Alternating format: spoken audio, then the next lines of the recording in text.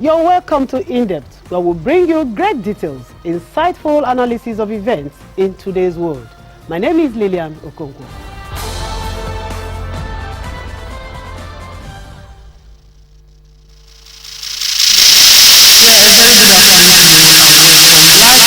Live of the River State Television here in the Garden City of Port Harcourt. You are on to In-Depth. The International Day to End Impunity for Crimes Against Journalists is a UN-recognized international day observed annually on 2nd November.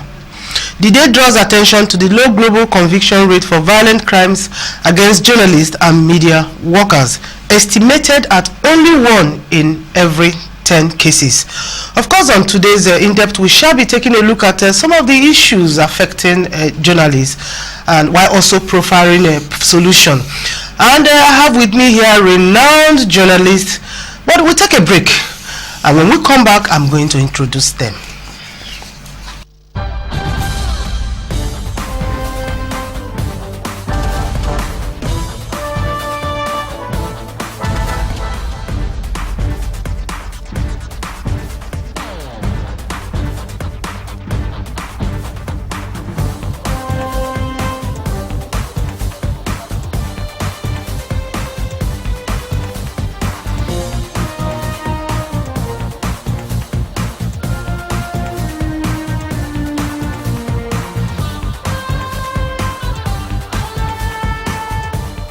Hello, you're welcome to In-Depth, where we'll bring you great details, insightful analysis of events in today's world. Yeah, welcome back. In case you're just joining us, this is In-Depth, only on Arrest TV. And we shall be taking a look at some of the issues affecting journalists as we join in commemoration of International Day to End Impunity for Crimes Against Journalists. I have with me in the studio my friends, and indeed journalists, renowned ones. Let me start with a former chairman of NUJ. I call him ancient chairman. He is Opaka Dokubo, and he went beyond River State to become the zonal secretary of Zone F NUJ. It's my pleasure to have you, chairman. You're welcome. Once a chairman is always a chairman. Thank you very much. Yeah. My pleasure. Yeah, and I also have with me a friend I call Ebo. I'm sure if you're from Yoruba, you know the meaning of Ebo, and if you are not, then find out after now. He is Olaleko Ige. Well, you're welcome to the program. Thank you very much. Yeah, we shall be taking a look at, like I said, we shall be taking a look at some of the issues affecting journalists as we commemorate. The word is impunity. The word is crime committed against journalists. But before we go in depth, I want us to take a look at. Let me start by asking, how would you describe the environment for journalists in this part? Starting with River State, you were once a chairman. When you talk about environment, indeed, journalists are part of the entire social, political, economic environment. So they are not a special species, as it were. They have a job to do, yes, but we operate within the same environment. So there's scarcely anything within the environment that does not affect the journalist. It's in fact a product of the environment. So for me, I would say, well, journalists very well feel every other thing that every other person feels within the environment. We are dealing with security issues, we're dealing with the economy, we're dealing with the political environment that is not too congenial. So there are so many things that affect us actually, just as they do every other person within the environment. Okay, Egbo, you have something to add to that, because I see you nodding. No, I think he said it all. We're a product of the society. We are part and parcel of the society. Whatever that affects the society, of course, naturally affects the operating environment. For journalists, look at the recent recession in Nigeria. I'm sure you know that the media is one of the sectors, that was hard hit. And when there's recession, there's also less expenditure when it comes to advertising and audio. So you are talking of in terms of income this time around. how it affects even the working environment generally. So he said it all. Okay, so now that we're talking about, basically we are talking about impunity for crime committed against, is a commemorative day. So let us go away from the general environment or the entire environment and then concentrate on, how it affects the journalists doing his or her job in this, let me say, in the state, as regards issues of violence. Well, okay. Yes. No, I think when we said because we've looked at it from a general point of view now, but I want us to, with regards to our topic now, let us take a look at how it affects the journalists in terms of talking about violence, talking about attacks, talking about freedom of the press. Yeah, it's the same thing when we say we're a product of the society. Now, what happens? Let's give typical scenarios where, let's say, you have some people protesting against a particular policy. As a journalist, you want to cover that event. One of the first set of people you expect maximum cooperation from should be the police. But more than often not, we seem to have this, cat and mouse game between journalists and policemen. So one of the things you can say, look, do they have sufficient understanding that both of us, that is the police and the media, we want the good of the society, we want the betterment of the society. So in terms of hampering the way and manner we work, we also look at the understanding of security agencies, maybe beyond police. We are even talking of SSS. In this case, we've had situations where journalists have had clashing with police, with the army, with the SSS, and all of that. So it's in terms of understanding our roles outside of the executive, the judiciary, and the legislature. The media is one that is well recognized in the constitution. It says, look, we are the fourth estate of the realm, but do we have this understanding, general understanding among the major actors in the society? It is the lack of this understanding that more than often not ensure that we have breaches with security agents, and sometimes journalists are injured. Okay, Chairman, I'll come to you now. I remember that during your time as chairman of NUJ River State, we did something. I think I was part of that the activity. We took a walk, just to say that what is happening to the journalists is not good. You did it to draw attention. Do you think anything has changed from that time? Talking about attacks, it was as a result of attacks on journalists, and you decided that we should just take a little walk and draw attention to that issue. When you take a looking back and now, do you think anything has changed? I'm not sure anything has changed. Nothing has changed, and nothing will probably change. Let's not sound pessimistic here now. No, it's not being pessimistic. You see, why much will not change is that, see, the same officers that you're talking about, who you are asking to protect you, and at maybe very critical times, they are not there for you. When they have issues and they wish you to tell the public, they are there.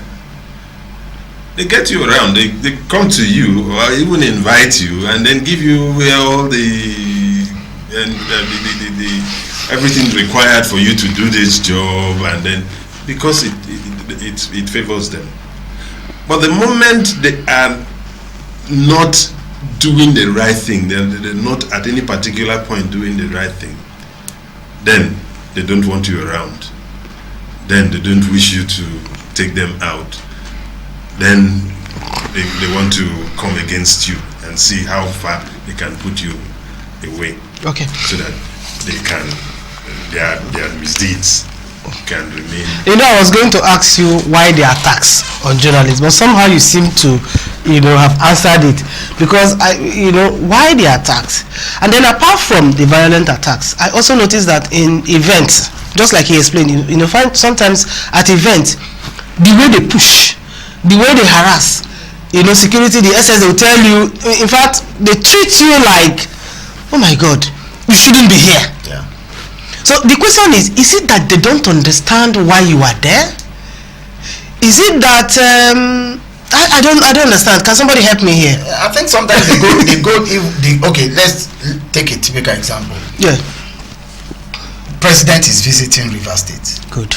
Quite naturally, we know that security agencies, police, army, air force, navy, SSS are meant to provide security cover for the president. That's understandable, and we all agree that they need to protect the president. But sometimes, or should I say most times, they go beyond their brief. Even when the journalist goes beyond the security agency. Okay. As a journalist, a president is visiting the state. If you are to have a good story, let's assume you're a photojournalist, you need to have good capture, right, for your pictures and all of that. Okay. Even when you properly identify yourself to some of these security men, they still won't want to allow you, because sometimes they go beyond their brief, they go beyond what they are told. And you know, on several occasions we've tried to engage heads of these security, agencies to say, look, we are all interested in the progress of this society, we are all interested in covering your principal, who you are trying hard to protect, to ensure that no harm comes his way. But then we need to be able to do our own constitutional responsibility, and that's what I talked about.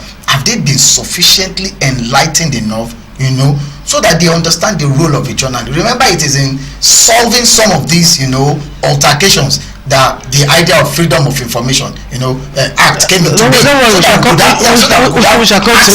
So you're asking, why is a journalist a threat? I think it's one, is down to lack of understanding on the part of many people, and two, for those who are be involved in crime and criminality, they will go to any extent they want to protect their name, image, and all of that. So that makes us an endangered species, especially in developing countries. Okay, I want to say that we as journalists may not be right at all times. Do you think we also exceed our briefs? Just like he has said that the security agencies at some time do that. Do you think we also do that? I very well think so. At what time do you think we do? Yeah, see, the security agencies have their brief, and the journalist wants to do his job as it were. And there is a conflict here. If the security agent is asked to, or a security personnel is asked to put a barricade at a certain point where nobody should go beyond. Of course, that is his order, and he would want to obey that and ensure that he enforces that. Because if he doesn't, something else awaits him. Yeah. That's true. So, in doing so, I expect, but again, when journalists come to that point, and they probably believe that that point does not give them enough room. Just like he said, I want to take a shot. Yeah. If I stand here, I will not get the right shot. And then probably you want to go beyond the barricade to see clearer. And the man's brief is that, please, nobody gets beyond this boundary. So I expect at that point, I should want to think that a lot of planning and working together could sometimes take care of these rough edges. If the journalist before then also has understanding that, look, this occasion, these are boundaries of this occasion. You don't need to push. How do we come to that point? That's what I'm saying. The officers involved, there has to be synergy between the journalists themselves and the security agencies. That could solve a lot of problems. Now, if the security agencies have this role to play and this event is going to take place, I think it's advisable for the agencies to have a meeting with the union before the program. Yes, and then let them share information, let them share whatever is coming before time. It will save a lot of issues. But where I don't know what your brief is, I don't know the extent of what you're going to do. Anybody can. You don't even know what I also have to do and all that, and then we come on the field, and that is where we're meeting for the first time. Definitely, these altercations will always occur. So we advise that synergy is really, really required between the security agencies and the journalists. Are you talking about the union now? Or you're talking about the stations? No, or the journalists in particular. You know, how can we achieve that? Because no single journalist can just achieve that. For formal occasions like that, you need to engage with the union. With the union, of course. You need to engage with the union. But you know, a lot of other things, a lot of other informal or not so structured functions take place a lot, and then you also have these issues. A lot of the times I believe that event organizers have a lot of role to because so they play. can work out these Sometimes, modalities. yeah, sometimes they are the ones who don't want journalism. We know of a former very big man in this country who put on his gate, Sure. you know, no to journalists and dogs. I mean, it was that bad. You could get situations like that. So it's something that I believe the journalist himself. When I say himself, it's generic now. The journalist himself also should be very sensitive. Yeah. Or take extra steps. Yeah. To ensure. Sensitive to You don't things need to and push be responsible. Really. Yes. Be responsible. Of course, the journalist has to be responsible. Let me give you, just to buttress what you say, let me give you an experience that happened in not too distant past, where the publisher of a newspaper, I think there was a demolition that took place in Port Harcourt, and the publisher of a newspaper says, look, during that demolition exercise, some people died, and he put the picture of dead people, on the front page of the newspaper and say, look, these people died during the demolition. When push, came to shove, okay, prove it. He says no. He just brought an unrelated picture to a story. That is being irresponsible. That's why I said the journalist must also be responsible. You just talked about, do journalists go beyond their bound to do? Yes, the answer is yes. Let's admit that one. You understand? So there has to be, checks and balances. So you don't do such an irresponsible thing. You were at the scene of the demolition. No death took place, but just to embarrass an administration, you went to. Or to draw attention to your publication. It's to embarrass an administration, because if you don't have evidence, why will you stop the man from going to court? The man you are trying to embarrass also has a right, and that's where the issue of blackmail comes in. You don't blackmail somebody and you expect the person not to respond. Then this person responds, you say he's taking on the media. No, we need to be responsible. But if you have your facts, you can challenge the person to go to anywhere because facts are always sacred. But when you don't have facts and you expect the person not to challenge what you are publishing against him or her, then that is being irresponsible. Okay, talking about charges and taking up, I want us to look at. I want to find out why, in this part, you have people suing, litigations against journalists. I can't think of anyone from journalists against anybody. I'm talking about, having violent crimes, having attacks in mind. Most times what we get here is people suing, the journalists. We hardly have cases of journalists suing doing it the other way. Yes. So the question is why?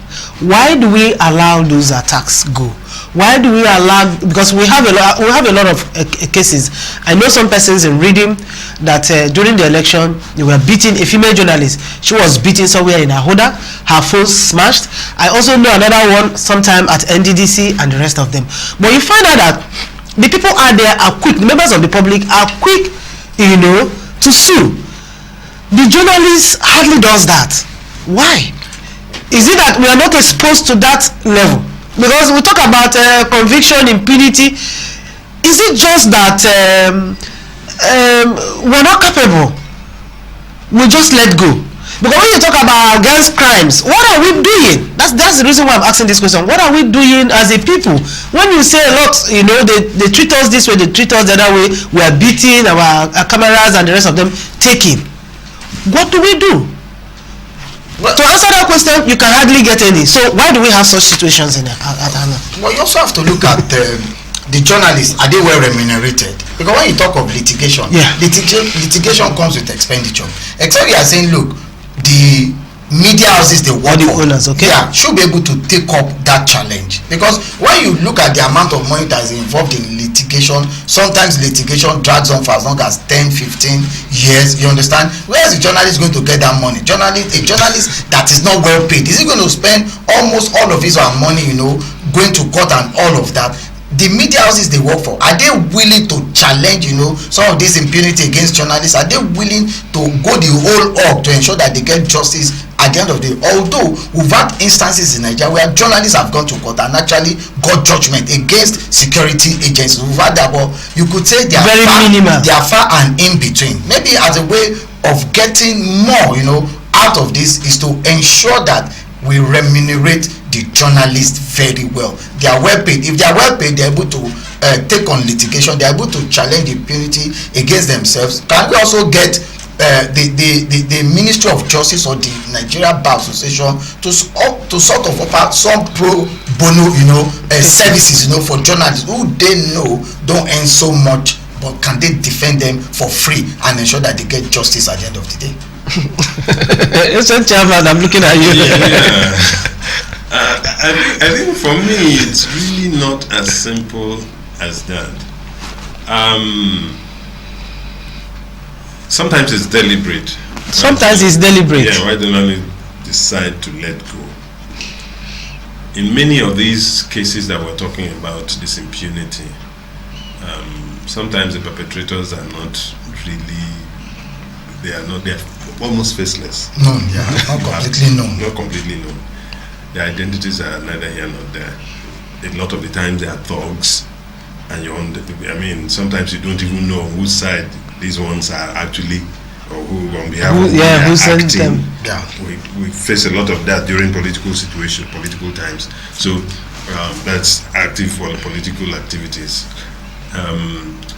You find people who probably a given scenario may not portray them in good light. Their thugs coming to disrupt and intervene and do all the nonsense that they won't do. And at such times, you ask yourself, who are you really going to sue?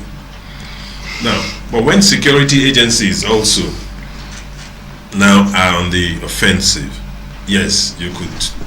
That's a clear case you could make.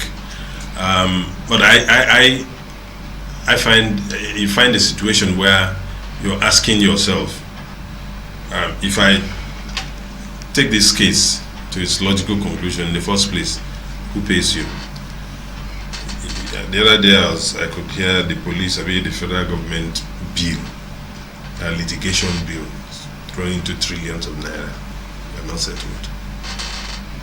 That's cases they have had judgments against the federal government. Against the federal government, yes. And federal government ought to be paying. And nobody is paying you. So you want to ask yourself, if I take this matter up, I probably would win, yes. Yes. When I win, what happens? Or do you need another litigation? So you find the whole, you are, and then I also sometimes will give it to the police because, like I said, when I was chairman here, we had a case, and we told the police, well, on this matter, because somebody, a tight cameraman, his camera was smashed and a lot of things happened, and we took up the case with the police. Knowing, in all of that, you'll find now this. He talked about the ownership matter. Yes. The owner, the employers of these journalists, or the management at the time, how much were they in the picture? So sometimes you ask yourself, are you trying to cry more than the bereaved? No. But at that material time, you find that because we were involved, because we thought it shouldn't have happened, we intervened. And incidentally, the police, we had the commissioner of police then who was humble enough to say, my friends, come. And we broke out peace.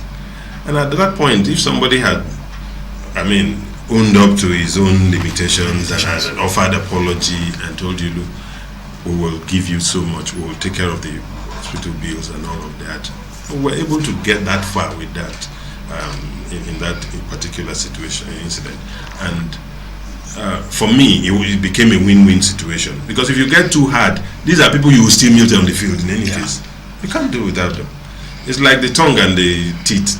You dwell together. So you need to be careful. Wherever it is necessary and whenever it happens, look for a situation where you can settle it, for me, where you can settle it amicably, such that your work can still go on.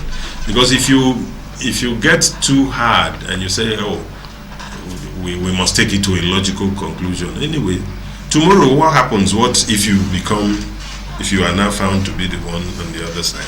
Mind you, you oversee, you have a lot of people who you probably say who probably at one point in time also could sidestep or step out of line, and then these are the people you want to get understanding with. So you need to be you need to conduct your affairs in such a manner that you win friendship, you win peace, you win understanding. So continually that's why I say for me in this matter we'll not just say we'll continually work on this relationship. We'll continually ensure that we and the security agencies are on the same page. But to get to a point where you now draw lines, I mean, that won't help anybody. It won't help us. It won't help them. Talking about drawing lines, there were times to when the journalist or the union had to draw the line to say, don't go for their events. At what point do we get to that line? No, we get to that point where we've had cases. I'm sure you remember. The last resort. Yeah, we've had cases as a journalist. I know that we've had cases where they say, okay, for these people, we won't cover their event. But that's what happened even in that case. Eventually, yes. In that case, we blacklisted the police. That's the word. Yeah, we did. And when we did, the commissioner had a few cases, and he didn't hear it. So the man was worried. How could you be walking in the dark? Mind you, they are also serving the public. But the police has no way of mobilizing the society except through the press. Sure. Okay. There's no way you reach the people. So a few things happened, even at that came, I mean, they had some breakthroughs in their operations and all that. Yeah. And they couldn't get it. They didn't the public. So we had them. For crying out loud, we also have our own weapons. We may not have it the way they have. Had as it were hardwares. We have our own software. So we said, look, you have injured us so much and we are aggrieved. We cannot continue to work this way until we have a relationship that is we mutually respect ourselves, we mutually understand ourselves. So at that point, that's why I said we had a commissioner of police who was humble enough to come down to say, my friends, please come. We need to talk. I take it to mean that all we get is apology most times. We'll take a break now. When we come back, we'll take on order.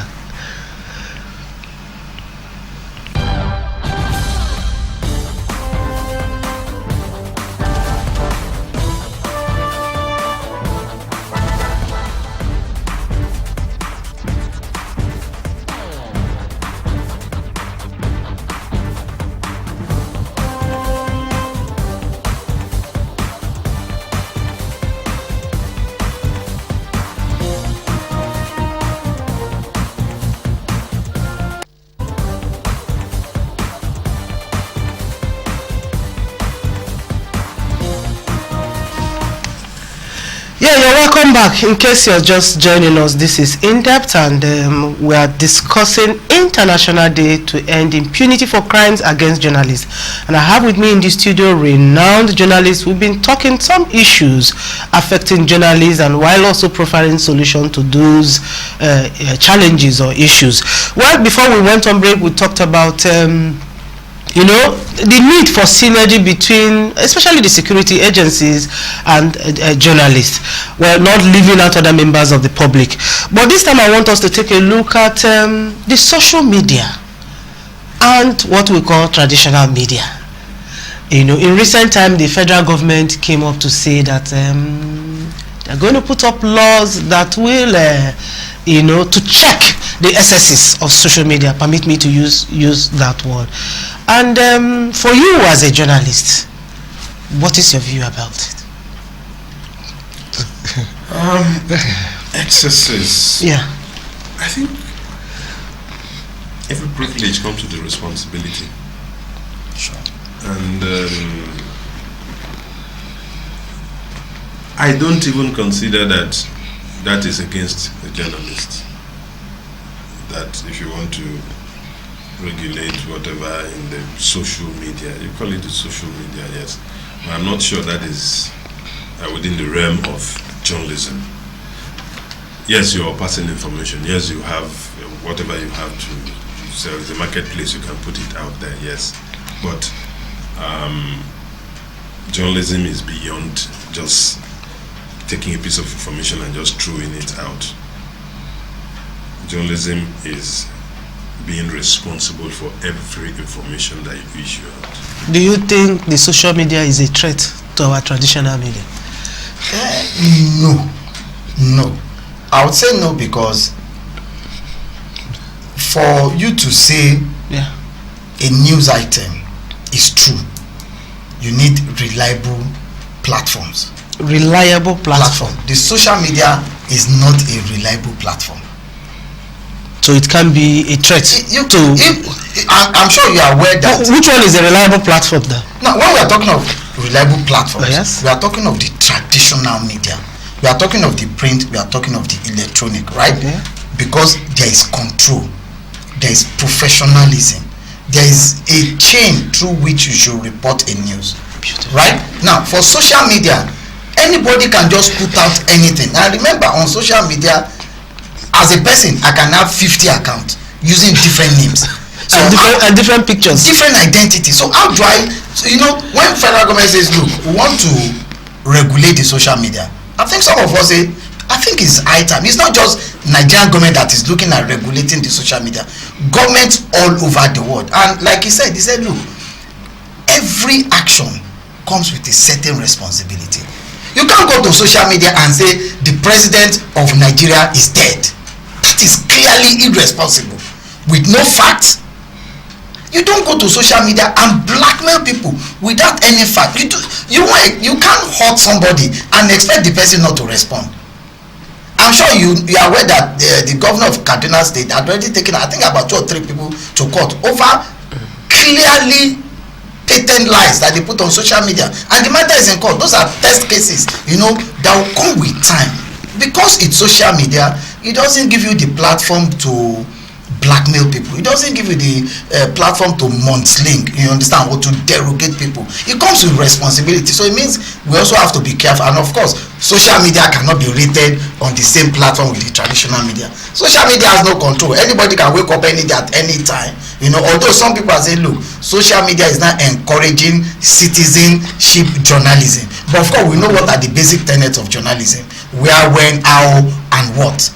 If you are talking about citizenship journalism, do they follow this tenet? Does journalists go through this when we are Absolutely. You can't. Absolutely. Those are facts, because there is no way. Okay, if we say 50 people died in a road accident, where did they die?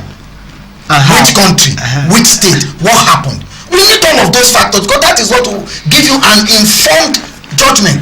And that's why I talked about responsibility. You can't be a responsible journalist. There's an accident, probably 10 people die, and you say it's 500. Over 50 persons. That's clearly irresponsible. But of course, they didn't teach us in journalism, because journalism says you have to be factual, you have to be accurate, you must be objective. These are basic tenets that guide the principles of journalism. And when you talk about citizenship journalism on social media, do they follow these tenets? Not that often, no, they are just exaggerated lies. And when you call them to question, let me ask you this now, I know you want to say something. Many are of the view, for both of you. The reason why I ask this question is, for both of you, you don't see anything wrong in federal government trying to regulate, but many are of the view that the federal government regulating social media will eventually affect the traditional media. That it will start. That it will, at the end of the day, it will trickle down.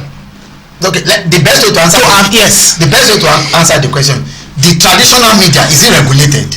The answer is absolutely yes. Yes. Is it regulated? Yes. So if we regulate the traditional media, for example, for TV and radio station, we have the National Broadcasting Commission. Commission. Yes. That's a regulatory body. Yes.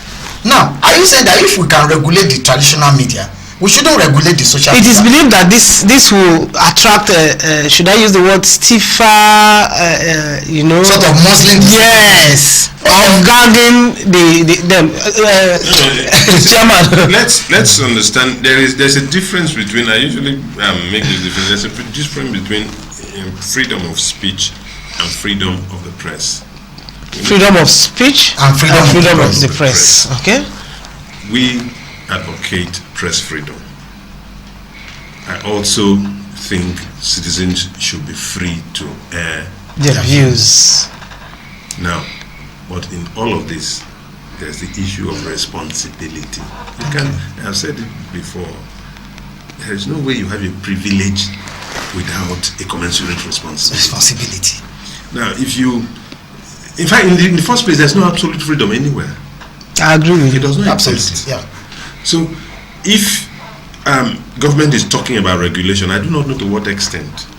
Okay. But definitely, the rate at which we are going, if you completely leave it open, Nigeria, it will not work well for Nigeria. That is not to say government should gag anybody. Citizens. But let every citizen be responsible to the extent that you are sure whatever you are putting out are facts. I mean, they are information. You're objective, yes. And at the end of the day, let your motive also be clear. See, and that is for me the difference between the traditional, so-called traditional media and what you have in the social media. In the social media, a lot of the times, if you check the information put out there, you can clearly see the motive. Sometimes it's just to create hate, division, you destroy, all manner of negativity and negative emotion. That's what you have there. People have a grievance, and yet they go out there not seeking how to get reconciliation or getting the matter resolved, but out there or balancing out there to destroy. Now, see, in the traditional media, we guard against, there's law against obscenity. Sure. The reason you do that, it's not because it's not factual, but you are mindful. Sensitivities of you look at sensitivity of, you are giving the information to different, and you cannot tell how the people you are informing will react. There are people who will see some graphic details, and at the end of it, they get so incensed. Or even faint. They get so incensed. Some people faint, but some get so incensed, and before you know it, they are taken to reprisal measures. And you don't want that. You are responsible enough to say, look, if this has happened, we want to see how we can stop it. We want to see how we can build better understanding of our society. We want to see how our society can work better. But when you now get a piece of information, you just badge it out there, you never can tell. You can only control, putting it out there, you can't control whatever. How some people will take it and retweet. So the traditional journalist is mindful. And that is why he's like a craftsman. Information is his tool, he has a tool, and he knows how to manage it to, at the end of the day, to achieve a better society. But what you find in the social media are all manner of things that people just recently, I heard a graphic detail of what happened in Nigerian army with Boko Haram and all that, and it's just out there. Do you want people? What do you want to achieve? What do you want to achieve? You don't bring that. So how do we as a people, I'm talking about the journalists, how do we handle, how do we take care of situations like this? That's why I said, as journalists, you already have your code of ethics. You already have. Okay. You in fact, your working environment have controls. Yes. You are not like I just pick my phone here and then send it. Whether in my bedroom, in anywhere else, I can just put out anything. No. Here you have it structured. And you must have provide evidence. This brings me to the issue of fake news. In recent time, much has been said about fake news. The president of America, Donald Trump, always talks about fake news, and is a word. What's your impression about this word, fake news? For us to control fake news, more than often not, or should I say 90% of the time, fake news won't come from the traditional media, because it's made up of largely responsible people who are sensitive to the people of that country. Fake news thrives on social media because there is no control, because there is no regulation. Somebody goes on social media and says 100 soldiers died in Northeast. How did you arrive at it? Were you at their graveside? Did you talk to the person that dug the grave? Did you have an insight? Even if you have an insider's account, how are you relating it? Just like I said, somebody push it on social media and say the president is there. How did you know? You need to provide evidence for us. You need to tell us where, how, who you spoke with. Was it the doctor? Did you see him being taken to the mortuary? Did you see the picture and all of that? And the fake news thrives so much on social media because there is absolutely no control. People can bring pictures of a completely unrelated matter and say, look, these are the pictures of those who died, in the Northeast, or these are the pictures of those who died because of a disease or the other. No control. So how do you verify it? So fake news. Not long ago, I think Eruekpo had a program somewhere in Akwa Ibom, and he said the social media people are not journalists, and I know that caused a whole lot of reaction. Do you think they are journalists? I think that's a straight one. The journalist is not irresponsible. The journalist is a very responsible person. Okay. Now, the journalist is responsible because he has an identity. He has an address. Yes. He is under authority because a media house, a legal entity, is the one that he's in charge. There's a process. So he can be traced. Not just himself, his organization can get into trouble if he's not careful. So he's a very responsible. In any case, he's the way his work is structured is not such that he can just pick information and just put it out there. No, he goes through a process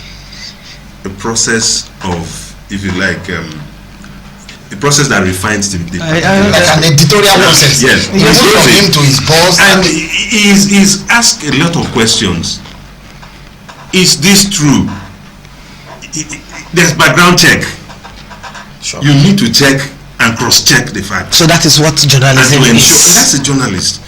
But for these other people, somebody you just walking past and people are saying something, you don't know their background, you don't know anything. So I just said something, and then before you know it, it's in the news. So for both of you, they are not. That's having bloggers in mind. No. Let me tell you one thing. Okay, who is a journalist? No, I think we should first of all, who is a journalist? According to the constitution of the Nigerian Union of Journalists, you must have basic qualification. You must be trained. You must understand what journalism is all about. That you're a blogger doesn't make you a journalist. You're a blogger, you have a degree in medicine, you have a degree in law, you have a degree in actual science and all that. You are still not a journalist. You're a businessman. Chairman. There's no law, understand? There's no law that stops even a organizer from owning a media house. No. But the people who must work in that media house must be professionals. Owning a media house is a business enterprise. Even a market woman can decide to set up a newspaper tomorrow. But who will be the editor? It must be a qualified journalist. Who will be the reporters? It must be qualified journalists. So there must be professionals who run that organization. Anybody can be a blogger. But you must have people who are journalists, who know what it is to write a news, to put it on. So being a blogger doesn't make you a journalist. Absolutely. Let me tell you this. The journalist is not just responsible to his media organization, he is responsible to society. To the society. The blogger or any other person in the social media is responsible only to himself. Only himself. He's not responsible to anybody. So that makes he's not accountable to anybody. It's obvious that makes the difference. He's not accountable. What I want to talk about, we're almost coming to the end of the program, and I want us to handle the issues of wages and insurance for journalists. Having in mind that we're talking about, we're commemorating a day, talking about violence against. When you talk about issues of violence, when you talk about, there is need to bring the issue of insurance. Why is it difficult for an average Nigerian journalist to get insurance? I think for me, bottom line is one. The major thing is the economy. Is the economy. I mean, for crying out loud, there are so many persons who stay home, so many journalists who are barely surviving. How to, survive from 1 month. How did we end up that way? It's very little. And what can we do about it? Over time they've talked about the need to restructure and ensure that. I think what he's saying is, do we as Nigerians trust insurance in Nigeria? It's also a problem. Do we really believe that insurance works in Nigeria? So it's not, apart from the fact that the take-home pay of many journalists, quite small.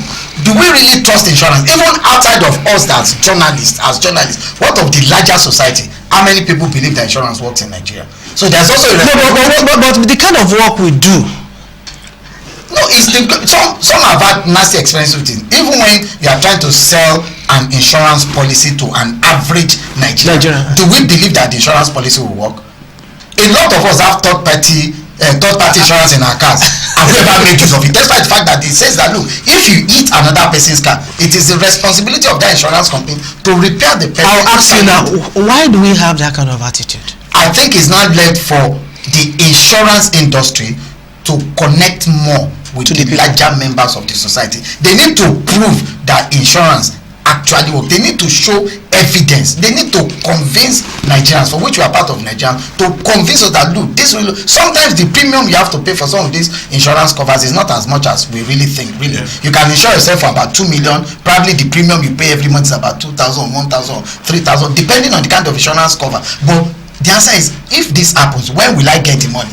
Will I get the money immediately, or the insurance company begins to tell you the kind of things that... Before we go, during your time, I know there was a small... what happened? Because we didn't really get it through. It actually came down to the issue of the premium. But again, that is paying the premium. Again, for me, that is where it is. Government has a lot of journalists in their employ. And if government takes the responsibility and drives it, it will succeed. Okay. So I believe government at all levels that are employing journalists should be able to provide insurance cover for their staff. It will naturally, others will take. I take that for your last word. Government at all levels should provide insurance for their staff.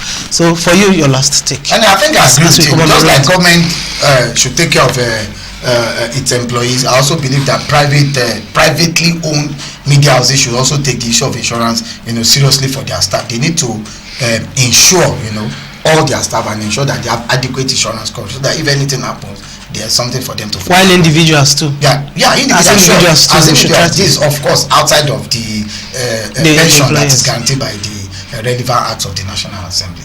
Okay, well, this is where we draw the curtain on today's In-Depth. We shall be back same time next week. But before we go, I'd like to have another handshake.